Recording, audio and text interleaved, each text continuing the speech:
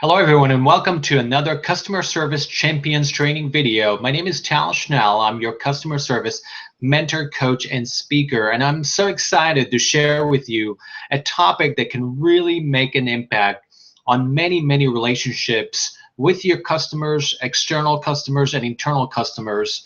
And I think many of us feel as customers, I would like to ask you, when was the last time you felt as a customer, did you feel that someone on the other side, someone is serving you, did they really listen to you as their customer? And so we're going to be chatting about this topic today, which I think, communication skills are probably one of the most important skills right now that can help and develop yourself as a leader. So I'm going to be sharing with you things that can give value to you and improve that process for you, because I think that all of us can sharpen those skills, especially listening skills. It's not about, when people talk about communication, they always think about that they need to talk more. Well, it's actually the exact opposite, is you do need to listen more and talk less. So I think that we're at that age where there's a lot of information thrown at us. It's becoming a knowledge economy, and we always want to share more and speak more and just share our message out there. But I think it's really important to also dedicate time, and this is what this video is about. When you have clients and you have customers in your business, I think one of the most underrated skill that teams have and people have in business is that listening part of it. And I'd like to share with you those 4 tips. And I can tell you that listening is hard work. Listening requires a lot of effort and a lot of self-awareness, realizing what your emotions are and what the other person's emotions are in that moment. And especially when things get heated and emotional, especially when customers get upset or someone else gets upset, you really need to slow down and really take the time to improve your listening skills, because I think that once that's happening, it can really make the difference between a happy customer to someone who's walking away from your business and they still upset with how you handled a certain situation with your business. So I think all of us can relate, not just in business, but with our relationships. If someone has been a good listener and there's someone who is in your network or your friends, talk to them and ask them, what does it take to be a great listener, or how can I improve my listening skills in order to be successful in this relationship? And I think that if you're open to feedback and have the courage to think about how you can do things differently and how you can learn from different situations, then the greater opportunity for us to improve those listening skills. I can tell you that many people inspire me because if there's always someone smarter than me or someone who has a better skill than me, and I want to learn from this person, and so I do watch and I try to learn as much as I can about someone who has great listening skills. And in my industry, it's ranked pretty top, and because you're dealing with people and your people are part of your business. So being a great listener is a benefit to your business in so many ways. Relationships are the key, and so if you want to have successful relationships or winning relationships, listening is definitely a part of this. So let's talk about those 4 tips. And I took the first tip, which is probably the most important tip, and I thought about someone that was very influential. His book was very influential, and it's The 7 Habits of Highly Effective People by Stephen Covey. I still go back to this book for many reasons, because it is about personal development.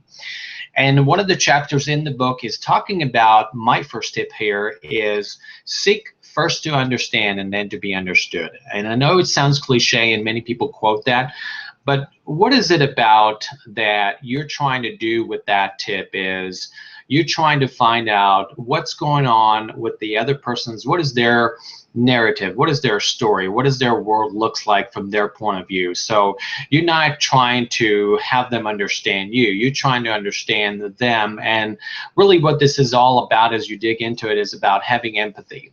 And empathy is stepping to the other person's shoes and trying to figure out what does the world looks like in their view, their emotional and intellectual view, and what is their paradigm, which is another word that Stephen Covey is using. So, and again, it's I think what happens, people confuse sympathy and empathy. And empathy is really about that emotional connection, that someone can really, really understand what you're going through. So if someone is having a challenge or someone is having a struggle, the ability to connect with them with empathy is to really kind of step by step through their journey and to find out what it feels like for them. And that's how you seeking to understand them. I think what happens to a lot of people is they want to get their point of view across. They don't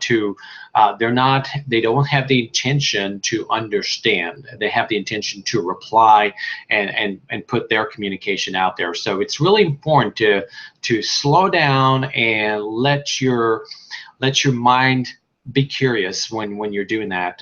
With number one is seeking first to understand, then to be understood. Number two is about asking questions and paraphrasing in that dialogue. Listening is mostly, of course, about listening, but it's also a dialogue.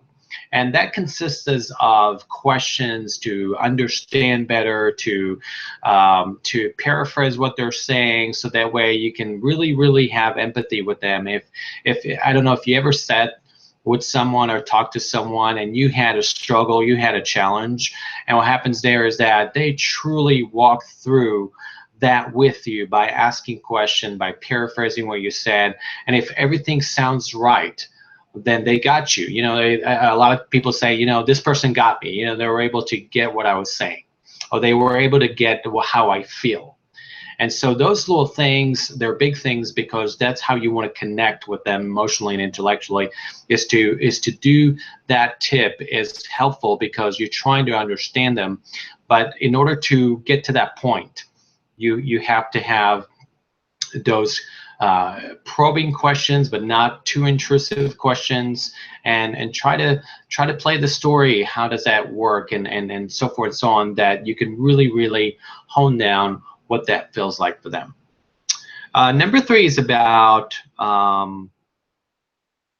being present. And we live in a world that is with information. We've got a lot of distraction. We've got phones. We've got a lot of things that's going on in our environment today, especially the business environment, as well as in personal environment. And we really need to slow down and think about those distractions, because they are, in a way, they are hindering the listening process.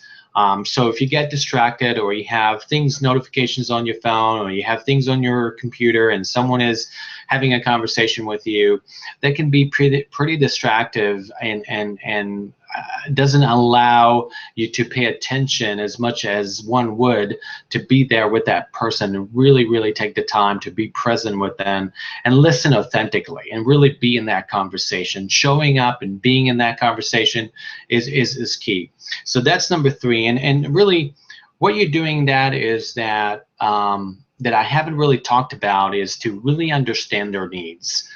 Everybody has, if you go back to the Maslow hierarchy of needs, everybody has basic needs, psychological needs, physical needs.